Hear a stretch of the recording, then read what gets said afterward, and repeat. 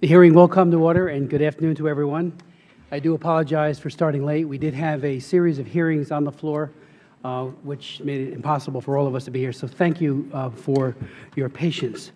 I would like to begin by recognizing the many distinguished leaders who are joining us in conjunction with the Vietnamese American Meetup.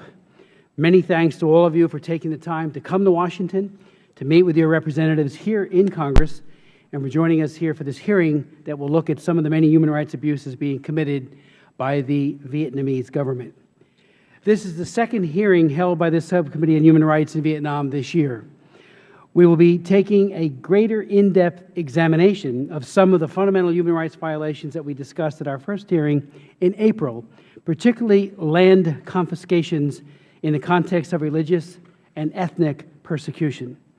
Although the relationship between the United States and Vietnam improved substantially in 1995, when relations were normalized, the human rights situation in Vietnam did not improve.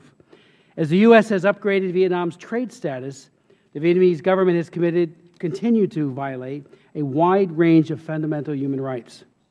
To cite just one example, despite the State Department's decision in 2006 to remove Vietnam from the list of countries of particular concern, or CPC, as designated pursuant to the International Religious Freedom Act, Vietnam continues to be among the worst violators of religious freedom in the world.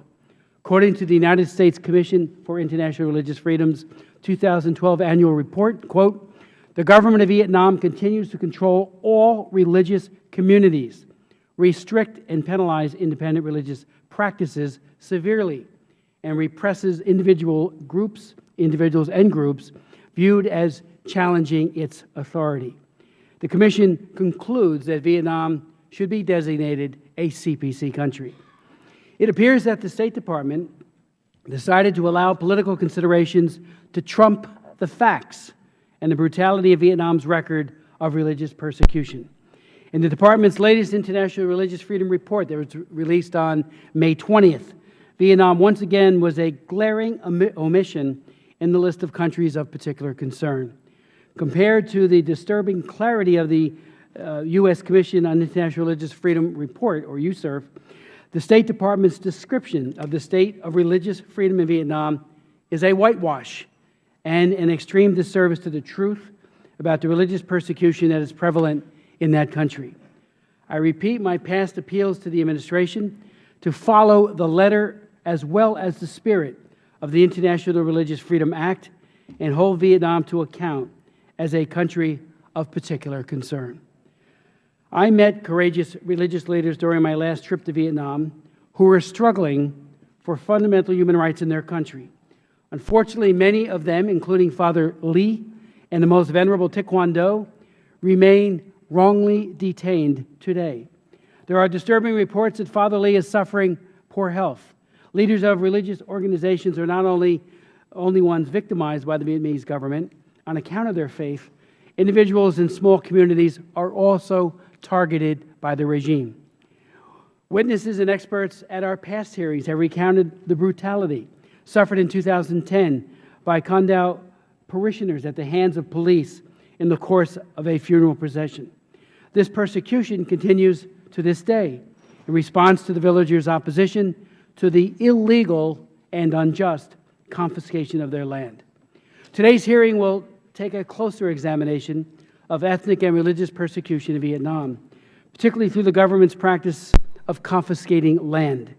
The government has unlawfully taken property belonging to families that include many Vietnamese Americans. Not only is land forcibly taken, but any compensation provided by the government is far below the fair market value. If the rightful owners do not accept what is offered or show resistance, security forces are dispatched to overwhelm any opposition and brutally suppress them. The arbitrary taking of real property not only violates the Universal Declaration of Human Rights, but even Vietnam's own domestic laws. To address this and numerous other violations of human rights by the Vietnamese regime, I have reintroduced the Vietnam Human Rights Act, H.R. 1897. This legislation, co-sponsored by a large number of members, including our chairman, Chairman Royce, and members of the bipartisan Congressional Vietnam caucus has been reported out of this subcommittee and is awaiting consideration, hopefully soon, by the full committee. This legislation seeks to promote freedom and democracy in Vietnam by stipulating that the United States can increase its non-humanitarian assistance to Vietnam above the 2012 levels only when the President certifies that the government of Vietnam has made substantial progress in establishing democracy and promoting human rights, including respecting freedom of religion and releasing all religious prisoners, respecting rights to freedom of expression, assembly, and association, and releasing all political prisoners, independent journalists, and labor activists, repealing and revising laws that criminalize peaceful dissent, independent media, unsanctioned religious activity, and nonviolent demonstrations in accordance with international human rights standards, respecting the human rights of members of all ethnic groups, and taking all appropriate steps, including prosecution of government officials to any government complicity in human trafficking. It also calls on the administration to redesignate Vietnam as a country of particular concern for religious freedom and takes measures to overcome the Vietnamese government's jamming of Radio Free Asia and oppose Vietnam's membership on the UN Human Rights Council, which will be voted on this fall. It also seeks to help those who have been denied the access to our refugee programs, many of whom, because of corruption, never got the break that they were entitled to. We are fortunate, again, to have a distinguished panel of witnesses here today to discuss these critical issues. I know my colleagues look forward to their testimony. I yield to my friend and colleague, the Ranking Member, Ms. Bass.